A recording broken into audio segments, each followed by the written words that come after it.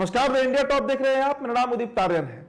29 अगस्त यानी कल की तारीख बेहद अहम रही जनता दल यूनाइटेड के लिए। कल राष्ट्रीय परिषद की बैठक हुई जिसमें जदयू के सभी नेता शामिल हुए। खुद मुख्यमंत्री नीतीश कुमार, राष्ट्रीय अध्यक्ष ललन सिंह, नए केंद्रीय मंत्री बने आरसीपी सिंह, पार्टी के सभी विधायक, जितने भी मंत्री हैं बिहार सरकार में जदयू कोटा से, सभी शामिल हुए। केसी त्यागी भी उस परिषद में शामिल थे।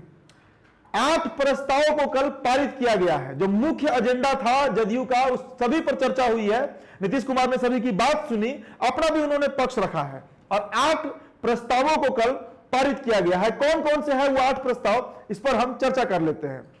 शुरुआत करते हैं पहले प्रस्ताव से।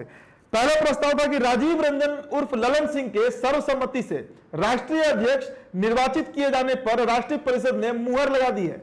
वहीं रामचंद्र प्रसाद सिंह यानी आरसीपी सिंह के राष्ट्रीय अध्यक्ष के रूप में महत्वपूर्ण योगदान के प्रति आभार व्यक्त किया और उनके कार्यकाल की प्रशंसा पर राष्ट्रीय कार्यकारिणी के फैसले का अनुमोदन किया गया।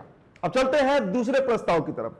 दूसरा प्रस्ताव है कि पार्टी संविधान में संशोधन किया गया है। जी हां, राष्ट्रीय परिषद में यह प्रस्ताव किया गया कि संविधान की धारा 28 में आवश्यक संशोधन करते हुए यह प्रावधान किया जाए जिसमें जेडीयू के राष्ट्रीय अध्यक्ष पार्टी के संसदीय बोर्ड के अध्यक्ष होंगे या किसी को अध्यक्ष मनोनीत करने के 7 सदस्यों को मनोनयन करेंगे। तीसरा प्रस्ताव, राष्ट्रीय परिषद ने आगामी विधानसभा चुनाव में उत्तर प्रदेश सहित अन्य राज्यों में एनडीए के साथ समुचित हिस्सेदारी के आधार पर चुनाव लड़ने की पहल करने के लिए राष्ट्रीय अध्यक्ष को अधिकृत किया गया। चौथा प्रस्ताव, इस प्रस्ताव में जातीय आधार पर जनगणना को रखा गया है।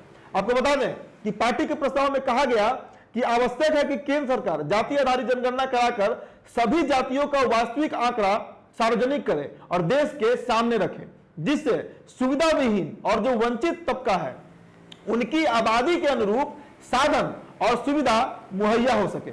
जनगणना समाज और सरकार सबके हित में होगी और इसे जदयू के संसदीय लोकतंत्र और देश का संसदीय लोकतंत्र मजबूत होगा।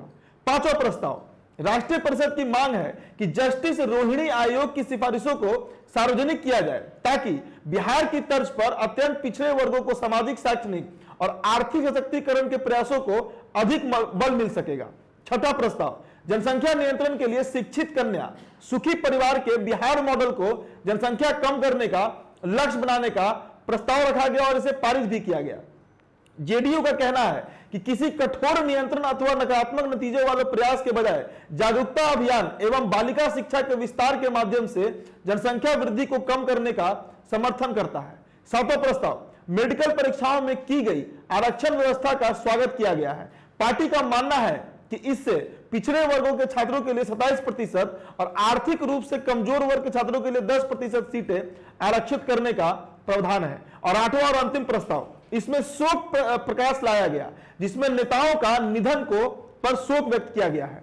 तो ये 8 प्रस्ताव है जिन पर जदयू में कल चर्चा हुई है। इन सभी एजेंडों पर जो तमाम नेता वहां मौजूद थे उनके बीच इस पर चर्चा हुई और इन सभी प्रस्तावों को पारित किया गया। इसके साथ ही साथ आपको बता दें कि केसी त्यागी का एक महत्वपूर्ण बयान आया। इसमें उन्होंने कहा कि नीतीश कुमार में प्रधानमंत्री बनने के सभी गुण मौजूद हैं, लेकिन वो फिलहाल प्रधानमंत्री पद के दावेदार नहीं है। और कल के दिन यानी 29 अगस्त की तारीख को सबसे ज्यादा जो खबर सुर्खियां बटोरी वो यही खबर था।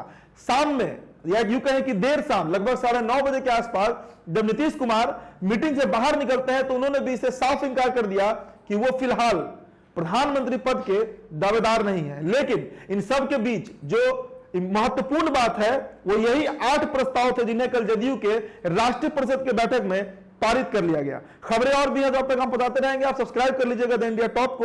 ये वीडियो अगर हमारे फेसबुक पेज पर देखें तो हमारे पेज को लाइक फॉलो करें, इस वीडियो को शेयर जरूर कर दीजिएगा। धन्यवाद।